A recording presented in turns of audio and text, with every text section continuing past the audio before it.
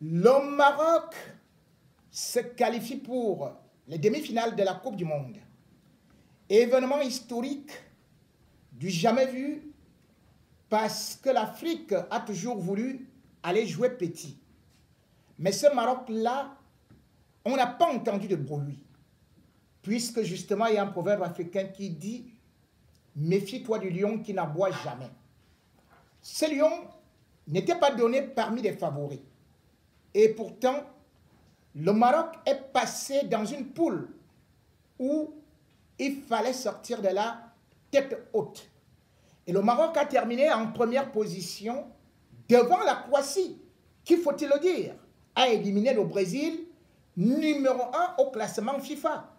C'est dire, le Maroc avait déjà donc montré tous ces arguments qu'il avait, non seulement les qualités athlétiques, techniques, mais surtout avait cette foi, cette hargne de vaincre, cette foi de défendre, même quand on est pratiquement mort. Les joueurs du Maroc, on les a vus sur les rotules, on les a vus pratiquement démunis, mais comme des soldats, ils n'ont rien lâché, et même en infériorité numérique devant le Portugal. Et ils ont continué à jouer, et surtout, ils ont été consistants dans la mesure où, même avec seulement 26% de possession, ils ont tiré 9 fois, ils ont cadré 3 fois. Comme le Portugal, lui aussi, a cadré 3 fois seulement.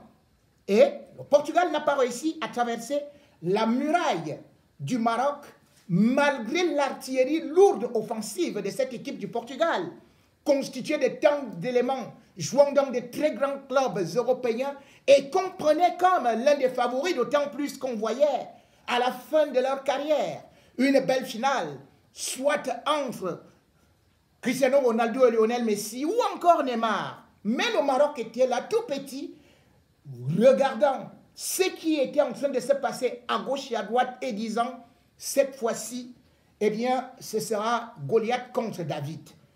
C'est comme ça que le Maroc s'en sort donc dans cette compétition déjà, où être dans le quart, être dans la demi, fait déjà partie du fait que le Maroc se retrouve dans la crème de la crème du football mondial, puisque aucune équipe africaine n'avait réussi à atteindre ce niveau.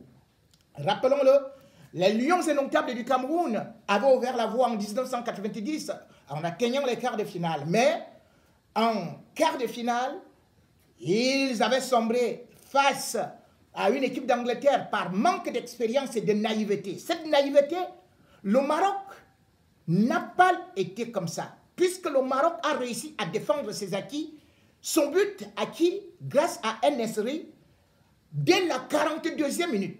Et le Maroc n'a plus fléchi. Le Maroc s'est dit, ici, on va mourir, quitte à porter haut le flambeau de l'Afrique. Et bien sûr, le Sénégal avait aussi atteint ce niveau-là en 2002, mais le Sénégal n'avait pas franchi le pas.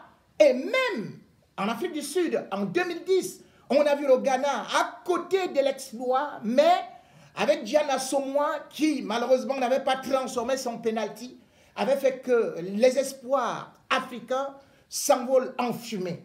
Mais le Maroc, les Lions indomptables de l'Atlas, avec humilité, ont réussi ce qu'aucun pays africain n'a fait.